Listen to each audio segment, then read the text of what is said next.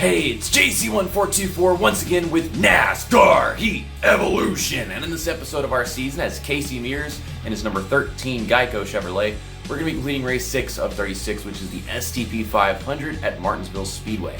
In the last episode, we raced at Auto Club in Fontana, California, finished in 6th there. I was very fortunate to have caught a caution late in the race and got a green-white checkered, and I was able to try gaining a few more positions, almost get that top 5. I only had 2 laps of fuel left with 2 laps left in the race. We ran out of gas off of turn 4, but it didn't the car didn't respond to that for whatever reason, which was shocking. So I mean, it could have gone a lot worse. But we are now tied for 7th with Matt Kenseth, Jamie McMurray, 5 points ahead of Martin Truex Jr. and 7 points in front of Ryan Newman. So we got to keep an eye on those guys and just try to finish the best we can so we can stay ahead of them. And then we're 1 point behind Kyle Larson and 3 points behind Kevin Harvick. So we have the possibility of getting into the top 5 in this race. It just all depends on how this race goes. And I just tried recording this a while ago for a few minutes, and I didn't realize what I was getting myself into. It is not easy to pass anybody at Martinsville in this game. You're on a very, very equal playing field compared to usual. And no Snowflake bullshit. That's cool. It's just I wasn't ready for the game to actually be challenging. And also my HDMI cable was giving me severe audio issues and it was just stuttering like no tomorrow. It was driving me nuts. I had to fix that. To sum it up, you have to actually race this track properly to make up ground and to stay ahead of these guys. You miss the corner, they'll pass you. And sometimes they'll try to pass you even though you're in front of them. You know, you can have just gotten clear, but they still consider you to be on their outside and just drive it through you and stuff like that. And there's this thing where a heavy braking, the car will turn to the right for no reason. It gets really sideways in the corners if you gas it up at the wrong time, although sometimes it can actually help. The curbs will spin you around. You don't want to be on the curbs, upset your corner. I don't know about bouncing off of them. I think the bouncing off them thing happened more in the later NASCAR Heat games. But and I'm not sure if this is better or worse than New Hampshire in this game. In New Hampshire, the heavy braking is such a big problem. But we got 65 laps in this race. I'm already gonna pass the cars at the start of it. Then we have 2 spots in the first corner. That wasn't even the first corner. That was the negative first corner or some shit. It's just like I was telling you. You gotta hit the brakes at the right point and get down to the bottom because they will just get right underneath you and they'll make a good corner and get what they should get from it. And there's that veering because I didn't turn to the right and it just did. Trying to finish off this corner and stay ahead of that guy, Brian Scott. Okay, that's 1 lap around Martinsville and only 64 more to go. Just trying to stay at the inside and stick with these guys. But yeah, it's little by little. It's a very tedious process to actually gain track position under the green flag. Unless, you can have a really great pit stop or something, and hopefully we get a caution and I can just jump ahead a bunch of these guys because I don't see myself being able to pass all these freaking cars in the time that we're being given. Because I'm expecting some difficulty and some mistakes to happen. So I'm not perfect. And that's just what I am. But then there's the race gets shortened by cautions. And stupid Matt DiBenedetto's ass just knocked me to the bottom of the track. I don't know how that works, but that's what happened. And now he's wrecking because of it. Hey, he took out another guy with him, so I actually gained positions from that. I wasn't even trying to, it was his fault. Cool. Stuck on the outside of McDowell. Oh, that sideways thing it does is scary because I feel like I'm going to get locked into it and it's not going to stop sometimes. And the reason I'm hitting like this is because I'm trying to stay clear of McDowell, and I can't even see that I'm wrecking someone. That's the smoke in this game. You can't even see that you've wrecked somebody. But we're 33rd. I'm racing my heart out and we're 33rd. You actually have to race for every single position, starting from the tail of the field, and you can't qualify because that doesn't work. I wish qualifying worked somewhere in this game. Maybe the road courses, but in general, it doesn't work.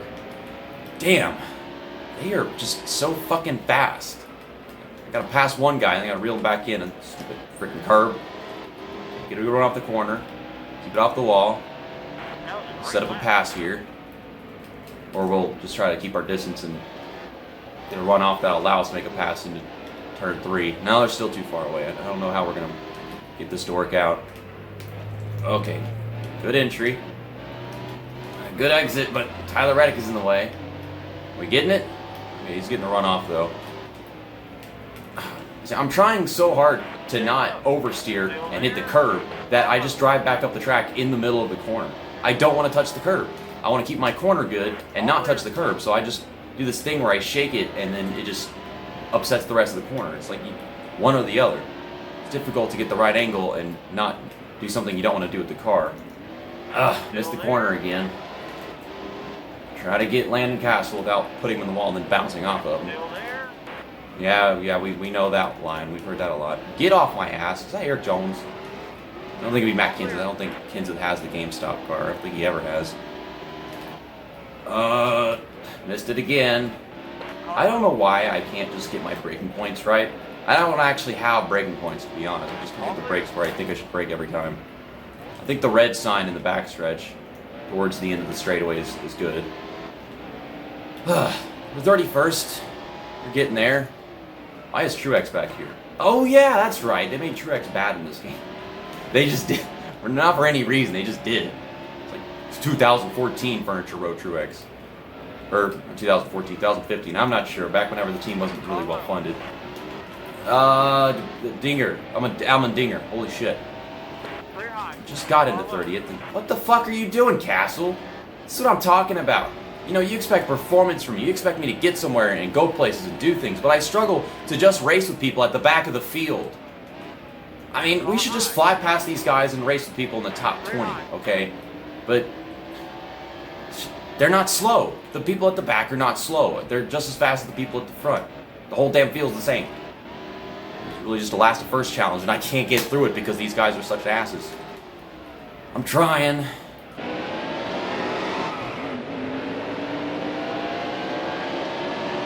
Stay low. Still there?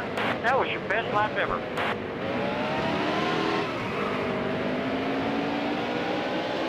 You're all clear. This car has been very weird and very uncomfortable to drive non-stop. And I'm trying to get ready to pass a couple of these guys. I need to stop trying to do it before it's the proper time to do it. I need to get the good run off the corner in one of these corners, and that's when you do it. Like, I usually get a good run right about here if the car doesn't lock to the left and screw it up. Okay, we're coming on the brakes. I didn't even touch Greg Whibley, messed up the corner all on his own. He probably messed it up trying to avoid making contact with me, but up to 28.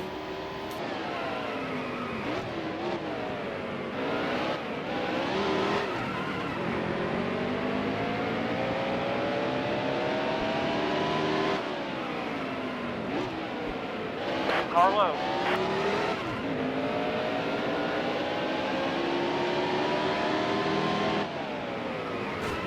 Still there?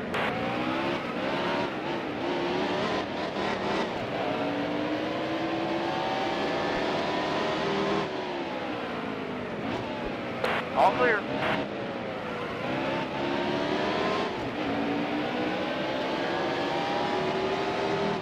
Still there?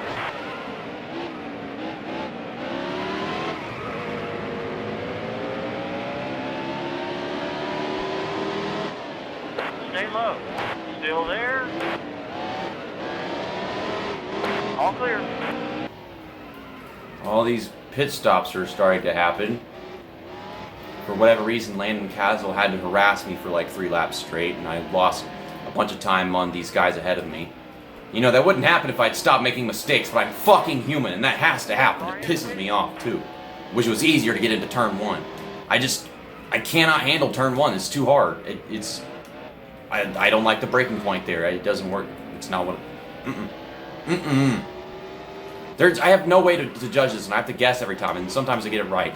And now the fucking curb won't leave me alone. Leave me alone! Stupid curb! Fuck! Ugh, let's just go into the pits, and wow, I got a major stack up in there. Okay, now we're not speeding in. We got it. We passed some cars in, but we're still in the stack up. Maybe I should have pit earlier? Or later? I don't know.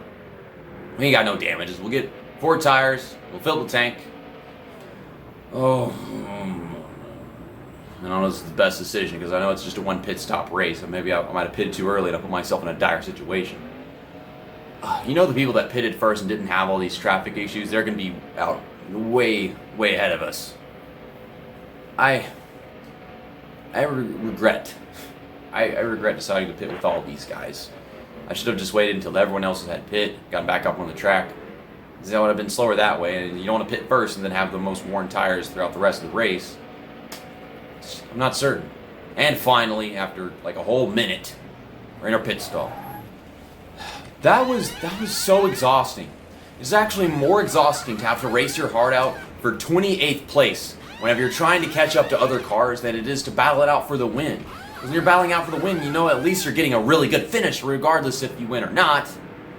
But this bullshit of having to battle for 28th place and struggling, it's exhausting, but then there's like this annoyance to the fact that it's even happening to begin with for that position. Like, it just adds on to it, and it's even worse. But we're 27th now. We got fresh tires. I'm going to try to stop messing up turn 1. Kyle Larson won't leave me alone. I'm about to fucking dump your ass. Why are you 13th? Why are you... I guess that I've been pretty freaking slow. Now I'm dumping... I said I wanted to, and then I did. But I wasn't even trying to when I did. I'm in turn 3. I'm in turn 3. Oh, there's the trouble. There's the trouble. Hi, Almendinger. What the fuck are you doing? Yikes. Well, we're passing Kyle Busch. Hi, Kyle Busch. My car can't turn any more than that. But we did it. We're in 25th. It's going to be our worst finish of the season. Actually, no, it can't be because of how Atlanta went. That's going to stay the worst finish of the season, isn't it? And there's Truex. Always doing bad Truex in NASCAR Evolution. Up to 24th. Now, Truex is one of those drivers that's right behind me in the points. Will you finish the corner, you stupid car? Hi, Landon Castle. I'm back. I am back, Landon Castle. Get out of the way. God damn it, I hate getting runs and then having my face up your ass and being able to do anything. I mean, first off, you wouldn't stop running me down the track in the stretch. And then I messed up the corner trying to get underneath you. And then you were already spinning, so I just helped finish you off, if anything. And these stupid fucking curbs! Get off the curb! Ah! Well, that's not how you take a corner, Landon Castle. And now we're going 3 wide for 23rd place. I am going to be on the outside next time. How many cars are on a lap down? We were actually short on fuel, so we were going to have to pit again. I wonder if I should have stayed out a little bit longer and then made it so I could only have one pit stop race. That was possible. I think another caution is going to happen, or something is going to happen to benefit me so that I don't have to pit. And if I don't pit, I'll get a wave around here. Yeah, wave around, 16th. And Tony Stewart gets a free pass. He doesn't have to deal with my issues. That might have been a good decision. Might have not. But I'm on the lead lap. I got more worn tires than them. If another caution happens, if I can cause one and wreck someone I really don't like, then we can skip some more laps and make it to the end of the race and stay on the lead lap. Yeah, I don't race like that on purpose. That's really just how freaking hard it is to even race the way I want to. Why are we back here? Why are we behind all these guys that are... Why does it have to be this way? Why do you have to... Yay, I'm on the lead lap, but you put me behind all the fucking cars that are a lap down still. Like... There's just... You could have a bright side to something. It doesn't have to be a downside to it. I should drive better. But that's not easy because the game is difficult. Where are you going? I'm going. Just send it on in there. Punt some of these guys. And, oh, well, now there's a wreck. Let me get back going again. I can't see anything. No caution, no caution. Well, I'm 16th. Yeah, there's a wreck in turn 4, but you ain't throwing a caution for it, so I can actually compete with these guys. Dude, what are you doing? Get away from me, you stupid. Oh my God, Denny Hamlin! Hey, that's for 15th. I like. Oh my goodness, they're racing up there, and they're making smoke all over the damn place, and this car will not handle for shit. And it hasn't all race. But you gotta admit that was a good decision to not pit under that caution, because we skipped enough laps under that caution to have enough to make it to the end on field. We finished 15th. Didn't we finish 15th at Phoenix? Or not Phoenix. We finished 16th one place, then 15th in another, right? Something like that. 104 speed rating. Jimmy Johnson gets a second win of the season, and Kenseth and Harvick second and third. Kyle Larson finished in 19th, so that means we got past him in the points. There's all kinds of noise going on in the background. Never mind, I don't know what I'm talking about. We lost a position. We're 7th, now we're 8th. We are 8 points behind Jamie McMurray at the moment, and then 12 points behind Kyle Busch, 14 points behind Matt Kenseth. See, now I know these drivers finished well ahead of us, so that makes sense that much. I didn't pay much attention to some other drivers. I know we finished far ahead of Kyle Busch, so we're closing in on him, but he probably would perform very well in other races. But Jamie McMurray, why am I struggling with this guy? There's Kyle Larson, now 4 points behind us. Ryan Newman is 1 point behind us. Yeah, I know he gained a little bit. I mean, we're still in the top 10. We're still having a good run early on this season. It's just, I need to do a little bit better than 15th. And I thought we would have right there, but whenever they gave us the wave around, they just kind of put us at the back of the field. And I didn't even realize they were going to do that. Because I don't know shit about NASCAR. In the next episode, next weekend, we're going to Texas Motor Speedway for the Duck Commander 500. That sounds exactly like Texas. And, remember Texas was the first track that I raced out whenever I first got this game in 2016.